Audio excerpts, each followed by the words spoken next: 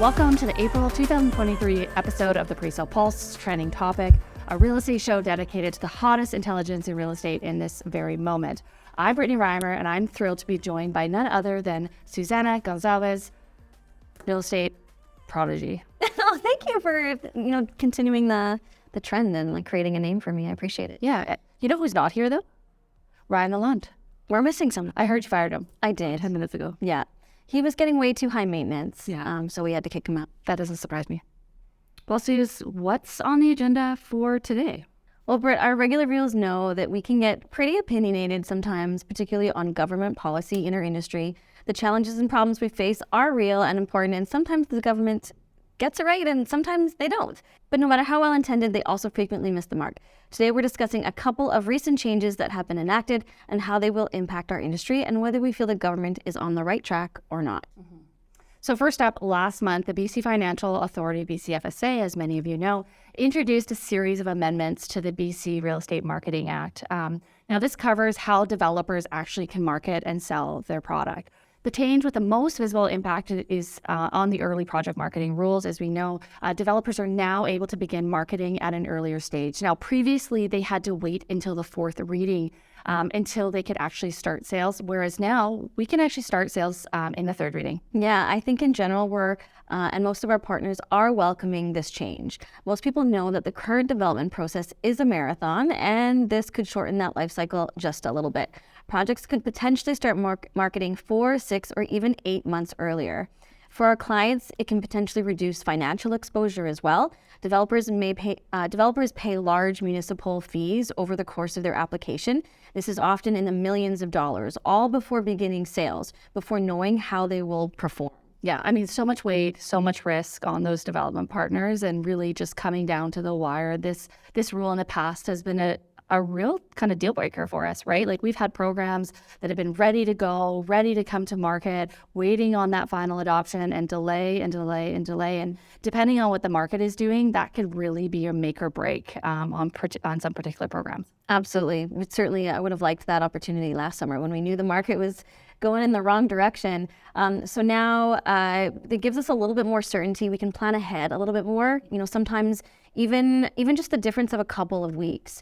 If you're doing outreach and you're lining up buyers and suddenly you have to wait a month for that next council meeting because you got pushed, that can really kind of change things for our teams. And so being able to have a little bit more certainty, I think, is a real benefit. Being able to get some pre-sales before paying those fees for our clients, I think, is definitely a benefit. And so there's a real, I think, strategy attached to it now. There are probably a couple of risks, though. Yeah, I mean, on the flip side of that, I've had a number of conversations over the last few weeks with our development partners, many saying, I'm not doing that. I'm still waiting for my final. There's still a lot of risk from third to final, and it's just not worth taking. So many choosing to go and opting to go that direction. But, for the ones that maybe are quite familiar with a particular city, they know they've got the ins and outs within the municipality. They feel confident that they can push things through in a certain amount of time. I think for those that feel comfortable, this is a really great way to kind of jump the gun potentially and start to time and be a little bit more fluid with your timing and market, right? You're not waiting on an agenda. You're not waiting on that final. And so you've got your marketing assets ready to go, and really just it's a matter of is today the right time? So I think the benefits are there, but of course comes with, as all government policy does, some disadvantages. Yeah, I think for our clients, obviously their confidence level in getting that fourth reading adoption is going to be critical. And as well, we know that time clock for getting their pre-sale target and getting their financing is also still running. So as soon as they start early marketing, we start writing contracts, that 12-month time period, that clock starts ticking. And so that's a good consideration as well. I think on that note, let's maybe move to our next topic. Yeah, another government policy. Shocker. So moving into our next topic, we want to revisit this foreign buyers ban. But we talked about this policy on our channel when it was first introduced. What's with the new amendments? Well, to put it in 2 words, unforeseen consequences. That sums it up. Is there any more to be said? The aim of the foreign buyers ban is, of course, to make housing more affordable for Canadians by restricting foreign competition. Now, the irony is that parts of that legislation actually negatively impact the housing development and upcoming supply, which in turn harms affordability. Suze, I know you love this topic. Yeah, development is costly, especially in Vancouver. We know that. To make it happen, a lot of developers here have partial or full backing from foreign capital, a lot of it from the US and other places. So under previous wording, the foreign buyers ban disqualified these foreign developers or stakeholders from participating in development. Yeah, I mean, the reality here is like we really shouldn't be looking to dampen new construction. Rather the opposite, actually. We've been talking about this. Has been such a hot topic for so long.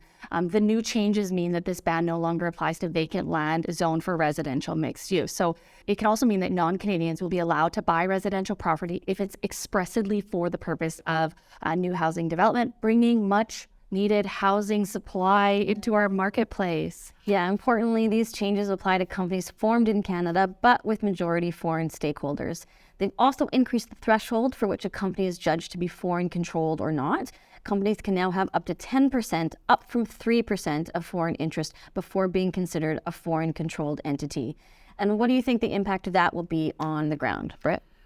Well, I can tell you the impact of this has been a lot of things for us as a sales agency and as a brokerage. The impact has been, uncertainty around contracts, how we build some of this new legislation into our contracts for our purchasers that are coming into our sales galleries.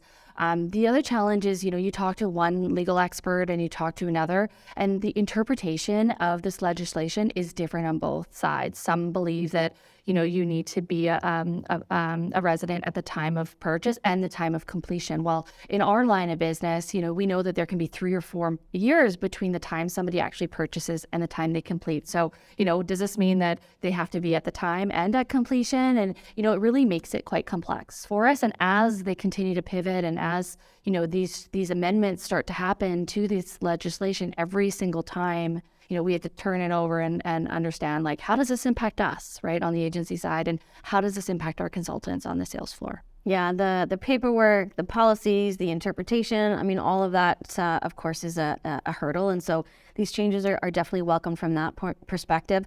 In addition, we know that people want to live here. That means people also want to invest here. And we need more housing. That I feel like is a narrative that's sort of widely accepted now. We've sort of realized how much we lack in supply. And so ensuring that we've still got a mechanism for these companies to come in and be able to build and provide that housing is really key. Yeah, I absolutely agree. Suze, for me, I think it'll give a lot more leeway for non-Canadian entities that want to invest in BC. And of course, we know that's a really good thing. Capital flowing into BC and investments being made in our neighborhood is a welcome prospect for all. It's been one of the best parts about Vancouver, and of course the reason why we have such a strong marketplace. People want to live here, and that means that people want to invest here as well. And the more that can happen, both in monetary capital and in terms of cash investments, and the intellectual capital in terms of skilled workers moving into our region, the better off our neighborhoods, communities, and people will be. Well said. So we've come to the end of another edition of the Pre-Sale Pulse trending topic. That's right. You're all caught up on some of the biggest intel around the hottest trends in the local real estate market. Thank you so much for tuning in. We can't wait to see you again next month, with or without Ryan. I don't know. Well, give us some good likes, and probably will continue to be without. Thanks, guys.